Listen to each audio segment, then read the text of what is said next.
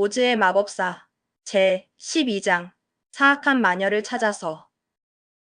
초록색 수염을 가진 병사가 따뜻한 미소를 지으며 그들을 에메랄드 시티의 번화한 거리를 지나 문지기가 머무는 아늑한 방으로 안내해 주었어요. 병사는 자신의 안경을 커다란 나무 상자 안에 조심스럽게 다시 넣고는 마치 오랜 친구를 대하듯이 정중하게 우리 친구들을 위해 문을 활짝 열어주었답니다. 도로시가 살짝 망설이다가 조심스럽게 입을 열어 물었어요. 서쪽의 사악한 마녀에게 가는 길은 혹시 어디에 있나요? 문지기는 도로시의 질문에 조금 놀란 듯 고개를 갸웃거리며 대답했어요. 글쎄요, 길이 따로 있지는 않아요. 그 길로 가고 싶어 하는 사람은 세상에 아무도 없거든요. 소녀는 당황했지만 포기하지 않고 다시 물었어요. 그럼 우리는 어떻게 그 마녀를 찾아낼 수 있을까요? 문지기는 빙긋 웃으며 대답했어요. 오, 그건 정말 쉬운 일일 거예요. 그녀가 당신들이 윙키스 땅에 발을 들였다는 것을 알게 되면 그녀가 직접 당신들을 찾아와서 모두 자신의 노예로 만들려고 할 테니까요. 허수아비는 문지기의 말에 깜짝 놀라며 단호하게 말했어요. 천만에요. 그럴 리 없어요. 우리는 오히려 그녀를 파괴할 생각이에요. 문지기는 허수아비의 말을 듣고는 눈을 동그랗게 뜨며 말했어요. 아, 그렇다면 이야기가 완전히 다르네요. 지금까지 아무도 그녀를 파괴한 적이 없어서 저는 당연히 그녀가 다른 사람들처럼 당신들마저도 노예로 만들 거라고 생각했지 뭐예요. 하지만 조심 또 조심해야 해요. 그녀는 정말 사악하고 심술궂고 아주 사나운 마녀라서 당신들이 그녀를 파괴하도록 결코 가만히 두지 않을 수도 있어요. 해가 지는 서쪽 방향으로 쭉 가다 보면 분명히 그녀를 찾아낼 수 있을 거예요. 그들은 문지기에게 진심으로 고마움을 표하고는 작별 인사를 나눈 뒤 서쪽을 향해 발걸음을 옮겼어요. 들판에는 부드러운 풀밭이 끝없이 펼쳐져 있었고 그 위에는 데이지와 버터컵 같은 예쁜 꽃들이 마치 보석처럼 여기저기 흩어져 있었죠. 도로시는 여전히 에메랄드 시티의 궁전에서 입었던 아름다운 비단 드레스를 입고 있었는데 신기하게도 그 드레스는 더 이상 초록색이 아니라 순백색으로 변해 있었어요. 토토목에 매여있던 리본도 초록색의 빛깔을 잃고 도로시의 드레스처럼 눈부신 하얀색으로 바뀌어 있었답니다. 그들은 얼마 지나지 않아 에메랄드 시티를 멀리 뒤로하고 떠났어요. 서쪽 땅으로 점점 더 깊이 들어갈수록 땅은 점점 울퉁불퉁하고 언덕이 많아지는 모습이었어요. 이곳에는 농장이나 집이 한 채도 보이지 않았고 땅은 마치 오랫동안 방치된 듯 갈아놓지도 않은 채 황량하게 펼쳐져 있었죠. 오후가 되자 뜨거운 해가 그들의 얼굴을 내리쬐어 그늘 한 점 찾을 수 없었기에 밤이 되기 전 도로시와 토토, 그리고 사자는 너무 지쳐서 풀밭에 털썩 누워 깊은 잠에 빠져들었어요. 양철 나무꾼과 허수아비는 사랑하는 친구들을 지키기 위해 밤새 깨어 있었답니다.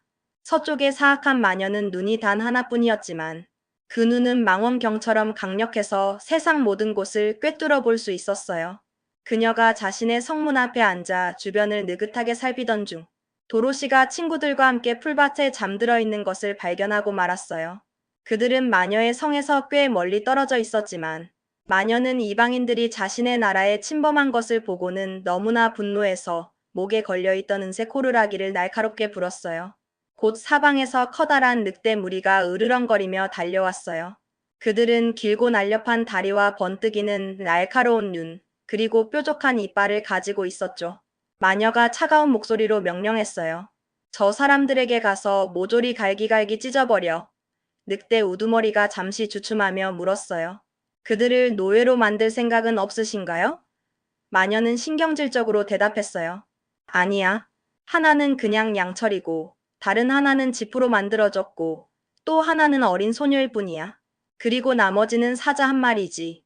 일할 만한 가치도 없는 것들이니 그냥 모조리 찢어버려. 늑대가 고개를 끄덕이며 말했어요. 알겠습니다. 그리고는 전속력으로 달려갔고 다른 늑대들도 그 뒤를 무섭게 따랐어요. 다행히 허수아비와 양철 나무꾼은 깨어 있어서 늑대들이 오는 소리를 미리 들을 수 있었어요. 양철 나무꾼이 침착하게 말했어요. 이 싸움은 오직 내 몫이야. 그러니 너희는 모두 내 뒤로 안전하게 숨어 있거라. 내가 저들을 상대할게. 그는 날카롭게 다듬어진 자신의 도끼를 굳게 잡고 늑대 우두머리가 달려오자 단 한 번의 움직임으로 도끼를 휘둘러 늑대의 머리를 베어 즉시 죽였어요. 다른 늑대가 달려들 때마다 그는 망설임 없이 도끼를 휘둘러 쓰러뜨렸죠. 총 40마리의 늑대가 모두 죽어 마지막에는 양철 나무꾼 앞에 커다랗게 쌓였답니다. 그는 자신의 도끼를 조심스럽게 내려놓고 허수아비 옆에 앉았어요. 허수아비가 흐뭇하게 말했어요. 정말 멋진 싸움이었네, 친구. 그들은 도로시가 다음날 아침 잠에서 깨어날 때까지 조용히 기다렸어요. 작은 소녀는 죽은 늑대 무리를 보고는 너무나 무서워했지만 양철 나무꾼이 모든 상황을 차분하게 설명해 주었답니다. 도로시는 그에게 진심으로 고마워하며 아침 식사를 하고 다시 용기를 내어 여정을 시작했어요. 같은 날 아침, 사악한 마녀는 다시 성문 앞에서 자신의 외눈으로 멀리 지평선을 바라보았어요. 죽어 쓰러진 늑대들과 여전히 여행을 계속하는 낯선 이들을 보자 이전보다 훨씬 더 화가 치밀어 올라 은색 호루라기를 이번에는 2번 날카롭게 불었답니다. 곧 수많은 까마귀 떼가 하늘을 뒤덮으며 날아와 온 세상을 어둡게 만들었어요. 마녀는 까마귀 왕에게 싸늘하게 말했어요. 즉시 저 낯선 이들에게 날아가서 그들의 눈을 쪼고 모조리 찢어버려. 까마귀 떼가 도로시와 그녀의 동료들을 향해 맹렬하게 날아왔어요. 도로시는 너무 무서워서 몸을 덜덜 떨었죠. 허수아비가 용감하게 말했어요. 이 싸움은 이제 내 몫이야. 너희는 모두 내 옆에 바싹 눕거라. 그러면 해를 입지 않을 거야. 그래서 그들은 모두 땅에 납작하게 눕고 허수아비만 홀로 서서 자신의 팔을 활짝 뻗었어요. 까마귀들은 허수아비를 보고는 잠시 겁을 먹었는지 가까이 다가오지 못했어요. 하지만 까마귀 왕은 비웃듯이 말했어요. 저것은 그저 짚으로 채워진 사람일 뿐이다. 내가 가서 저자의 눈을 쪼아버리겠다. 까마귀 왕이 허수아비에게 날아오자 허수아비는 재빨리 그의 머리를 잡고 목을 비틀어 죽였어요. 다른 까마귀들도 계속해서 날아왔지만 허수아비는 그들이 다가올 때마다 목을 비틀어 죽였답니다. 그렇게 총 40마리의 까마귀가 모두 죽어 쓰러졌어요. 허수아비는 동료들에게 이제 일어나라고 부른 후 다시 힘찬 발걸음으로 여행을 시작했어요. 사악한 마녀가 다시 밖을 내다보니 까마귀들이 커다랗게 쌓여있는 것을 보고는 분노로 발을 구르고 자신의 머리칼을 잡아 뜯으며 이를 부득부득 갈았어요. 그녀는 공포에 질리는 새 호루라기를 이번에는 3번 다급하게 불렀답니다. 곧 공중에는 커다란 윙윙거리는 소리가 울려 퍼지며 새까만 벌떼가 구름처럼 날아왔어요. 마녀가 사납게 명령했어요. 저 낯선 이들을 모조리 쏘아 죽여버려. 벌들은 도로시와 친구들이 걷고 있는 곳으로 맹렬하게 날아갔어요. 하지만 양철 나무꾼과 허수아비는 이미 다음 공격에 대비하고 있었답니다. 허수아비가 외쳤어요. 내 안에 있는 짚을 꺼내서 소녀와 개, 그리고 사자 위에 덮어줘. 그러면 벌들이 절대 쏘지 못할 거야. 양철 나무꾼은 허수아비가 말한 대로 했고 도로시는 사자 옆에 납작하게 누워 토토를 꼭 안고 있었기에 지프로 완벽하게 덮여 있었어요. 벌들은 양철 나무꾼 외에는 찌를 대상이 없자 그에게 달려들어 쏘아댔지만 단단한 도끼처럼 된 그의 몸에는 아무런 상처도 입히지 못했답니다. 벌들은 한 번 쏘면 죽는 특성이 있어서 새까만 벌들은 모두 죽어 양철 나무꾼 주위의 작은 석탄 더미처럼 흩어져 버렸어요. 도로시와 사자는 조심스럽게 일어났고 도로시는 허수아비에게 짚을 다시 채워주어 원래의 모습으로 만들어 주었어요. 그들은 다시금 새로운 마음으로 여행을 시작했답니다. 마녀는 새까만 벌들이 작은 석탄 더미처럼 되어 있는 것을 보고는 너무나 화가 나서 발을 쿵쿵 구르고 머리칼을 잡아 뜯으며 이를 갈았어요. 그녀는 윙키스 노예 12명에게 날카로운 창을 쥐어주고는 낯선 이들을 찾아가 모조리 파괴하라고 명령했답니다. 윙키스는 본래 용감하지 못한 사람들이었지만 마녀의 명령에 복종해야만 했어요. 그들이 도로시에게 다가가자 사자가 커다란 포효 소리를 내며 달려들었고 윙키스는 너무 무서워서 혼비백산하여 도망쳤어요. 그들이 다시 마녀에게 돌아오자 마녀는 채찍으로 윙키스를 마구 때리고는 다시 다른 일을 시켰답니다. 그녀는 다음 행동을 신중하게 생각했어요. 비록 자신의 모든 계획이 실패로 돌아간 것을 이해하지 못했지만 그녀는 강력하고 사악한 마녀였기에 곧 다음 행동 방침을 정할 수 있었죠. 마녀의 찬장에는 황금 모자가 하나 있었는데 그 모자에는 반짝이는 다이아몬드와 루비가 원형으로 아름답게 박혀 있었어요. 이 모자에는 특별한 마법이 있어서 단 3번만 날개 달린 원숭이들을 부를 수 있었고 원숭이들은 그 명령에 무조건 따랐답니다. 3번 이상은 절대 부를 수 없었어요. 마녀는 이미 그 모자를 2번 사용했었죠. 한 번은 윙키스 사람들을 노예로 만들어 자신의 나라를 다스릴 때였고, 2번째는 오즈 대왕과 치열하게 싸울 때였어요. 이제 단 한 번만 더 사용할 수 있었기에 그녀는 다른 모든 힘을 소진할 때까지 쓰고 싶지 않았답니다. 하지만 늑대, 까마귀, 벌이 모두 사라지고 윙키스마저 도망가자 도로시와 친구들을 파괴할 수 있는 유일한 방법은 남은 한 번의 기회뿐임을 마녀는 깨달았어요. 마녀는 황금 모자를 조심스럽게 쓰고는 왼발을 살짝 들고 천천히 속삭이듯 말했어요. N-패, 펜-패, 캥-깨. 이어서 오른발을 들고는 다시 말했죠. 힐-로, 홀-로, 헬-로. 마지막으로 2발로 우뚝 서서 커다란 소리로 외쳤답니다. 지즈-G, 주즈-G, 즉, 그러자 마법이 작동하기 시작했어요. 하늘은 순식간에 어두워지고 낮은 우르릉거리는 소리가 멀리서 들려왔죠. 이윽고 날개가 있는 원숭이 떼가 모습을 드러냈어요. 그 원숭이들 중 하나는 다른 원숭이들보다 훨씬 크고 무리의 지도자처럼 보였어요. 그가 마녀에게 다가와 말했어요. 당신이 3번째이자 마지막으로 저희를 부르셨습니다. 저희에게 내릴 명령은 무엇입니까? 마녀는 싸늘한 목소리로 말했어요. 내 땅에 침입한 저 낯선 이들을 모두 파괴하되 사자만은 살려두어라. 저 짐승을 나에게 데려와 말처럼 부리며 끌고 다니게 하겠다.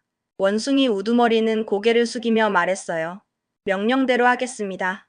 그리고는 커다란 소란과 키득거리는 웃음 속의 원숭이들은 도로시와 친구들이 있는 곳으로 쏜살같이 날아갔답니다. 몇몇 원숭이는 양철 나무꾼을 붙잡아 하늘로 날아오른 뒤 날카로운 바위가 많고 거친 땅 위로 쿵 하고 떨어뜨렸어요. 양철 나무꾼은 심하게 부서져서 더 이상 움직일 수 없게 되었답니다. 다른 원숭이는 허수아비를 붙잡아 그의 옷과 머리에서 모든 짚을 무자비하게 빼냈어요. 그들의 모자와 부츠, 그리고 옷은 작은 꾸러미처럼 뭉쳐져 높은 나무 가지 위에 던져졌죠. 나머지 원숭이는 사자를 굵은 밧줄로 단단히 묶어 몸과 머리, 다리에 칭칭 감아 움직이지 못하게 하고는 마녀의 성으로 날아가 철제 울타리가 쳐진 작은 마당에 가두었어요. 하지만 도로시는 놀랍게도 전혀 해를 입지 않았답니다. 그녀는 토토를 품에 꼭 안고 서서 친구들의 슬픈 운명을 그저 지켜볼 수밖에 없었어요. 원숭이 우두머리가 그녀에게 다가왔지만 도로시의 이마에 선한 마녀의 입맞춤, 자국을 보고는 다른 원숭이들에게 손대지 말라고 신호를 보냈어요. 이 작은 소녀에게는 절대로 해를 끼칠 수 없습니다. 선의 힘이 악의 힘보다 훨씬 더 강하기 때문입니다. 우리는 그녀를 그저 성으로 옮겨둘 수밖에 없습니다. 그래서 원숭이들은 조심스럽게 도로시를 품에 안고 성 안문까지 날아갔어요. 원숭이 우두머리는 마녀에게 보고했어요. 저희는 할 수 있는 만큼 당신의 명령에 복종했습니다. 양철 나무꾼과 허수아비는 파괴되었고 사자는 마당에 묵혔습니다. 하지만 작은 소녀와 개는 해치지 않았습니다. 이제 당신의 마법의 힘은 모두 끝났습니다. 다시는 우리를 보지 못할 것입니다. 모든 원숭이는 시끄러운 웃음소리와 소란을 내며 하늘로 날아올라 순식간에 시야에서 사라졌답니다. 도로시의 이마에 찍힌 표식을 보고 마녀는 놀라움과 동시에 깊은 걱정에 잠겼어요. 원숭이들도 자신도 소녀를 해칠 수 없다는 것을 너무나 잘 알고 있었기 때문이죠. 그녀는 도로시의 발에 신겨진 반짝이는 은색 구두를 보고는 자신도 모르게 몸을 떨었답니다. 처음에는 그 자리에서 당장이라도 도망치고 싶었지만 소녀의 순수하고 해맑은 영혼을 보고는 도로시가 그 구두의 놀라운 힘을 전혀 모른다는 것을 알게 되었어요. 그래서 마녀는 속으로 교활하게 웃으며 생각했어요. 아직도 그녀를 내 노예로 만들 수 있어. 그녀는 그 힘을 쓸 줄 모르니까. 그리고 도로시에게 엄하고 위협적인 목소리로 말했어요. 내 말을 잘 따르지 않으면 양철 나무꾼과 허수아비처럼 비참하게 끝날 것이다. 도로시는 마녀의 뒤를 조용히 따라 성의 여러 아름다운 방을 지나 마침내 주방에 도착했어요.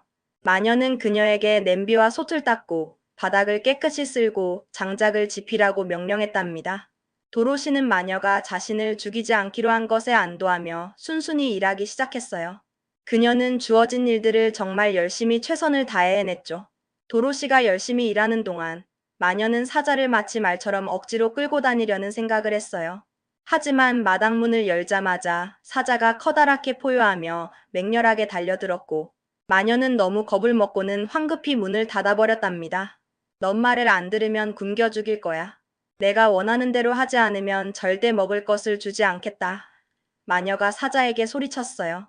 그 후 매일 정오, 마녀는 갇힌 사자에게 문을 통해 먹이를 전혀 주지 않았어요. 하지만 도로시는 밤마다 찬장에서 몰래 음식을 가져다 주었답니다. 사자가 배불리 먹고 난 뒤 집 침대에 편안히 누우면 도로시는 그의 부드러운 갈기 옆에 머리를 대고 앉아 서로의 고민을 나누고 탈출 계획을 세웠지만 항상 윙키스 병사들이 성을 지키고 있어서 탈출할 수 없었어요. 도로시는 낮 동안 쉴 틈 없이 열심히 일했으며 마녀는 늘 손에 든 우산으로 위협을 가했어요. 하지만 이마의 표식 때문에 마녀는 도로시를 실제로 때릴 수 없었답니다. 도로시는 이 사실을 알지 못해서 토토와 자신을 걱정하며 늘 두려워했어요. 한 번은 마녀가 토토를 우산으로 찰싹 때리자 용감한 개는 달려들어 마녀의 다리를 물었어요. 마녀는 피를 한 방울도 흘리지 않았는데 그녀가 너무 사악해서 수년 전부터 이미 피가 말라버렸기 때문이랍니다. 도로시는 캔자스로 돌아가 그리운 고모, M을 다시 만나는 것보다 자신의 삶이 점점 더 슬퍼지고 있음을 깨달았어요. 토토는 도로시와 함께 있는 한 어떤 장소도 중요하지 않다고 생각했지만 소녀가 불행하니 토토 또한 불행했답니다. 사악한 마녀는 도로시가 신고 있는 은색 구두를 갖고 싶어서 안달이 났어요. 이미 벌, 까마귀, 늑대가 모두 죽고 황금 모자의 마법도 모두 써버렸으니까요. 하지만 은색 구두만 손에 넣으면 잃어버린 힘보다 훨씬 더 큰 힘을 얻을 수 있다고 믿었어요. 그녀는 도로시가 구두를 벗는지 주의 깊게 지켜보았죠. 그러나 소녀는 그 구두가 너무 예뻐서 자랑스럽게 생각했기에 밤에 잠자리에 들거나 목욕할 때 외에는 절대 벗지 않았어요. 마녀는 물을 너무나 두려워했기 때문에 밤에 도로시의 방에 들어가지 못했답니다. 하지만 사악한 마녀는 아주 교활하고 영리해서 새로운 계략을 생각해냈어요. 그녀는 주방 바닥에 쇠막대를 교묘하게 놓고는 마법으로 사람 눈에 보이지 않게 만들었어요. 도로시가 아무것도 모른 채 그 위를 지나가다 미끄러져 넘어졌고 그 충격으로 은색 구두 하나가 발에서 벗겨져 버렸어요.